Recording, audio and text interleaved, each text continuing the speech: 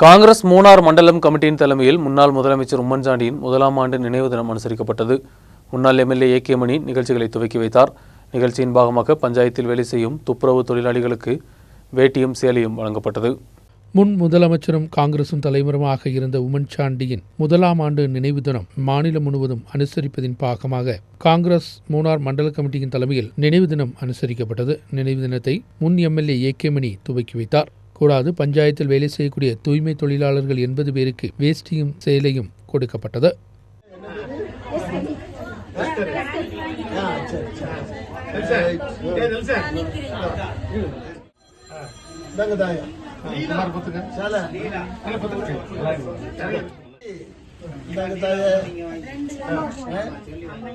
மாவட்ட காங்கிரஸ் கட்சி பொதுச் செயலாளர் ஜி. முனியாண்டி, INDC ரீஜனல் தலைவர் டி. குமார், பிளாக் தலைவர் விஜயகுமார், மாட்டுப்பட்டி மண்டல தலைவர் A G. Pavan, block vice president Andros, youth Congress தலைவர் ரியாஸ், மகிழா காங்கிரஸ் தலைவர் மகாலட்சுமி, பஞ்சாயத்து தலைவர் தீபா ராஜ்குமார், பஞ்சாயத்து துணைத் தலைவர் பாலசுப்ரமணியன், மண்டல தலைவர் நெல்சன், பஞ்சாயத்து உறுப்பினர்களான மார்ஷ் பீட்டர், மணிமொழி போன்றவர்கள் பங்கெடுத்தனர். நியூஸ் பீரோ மூணார்.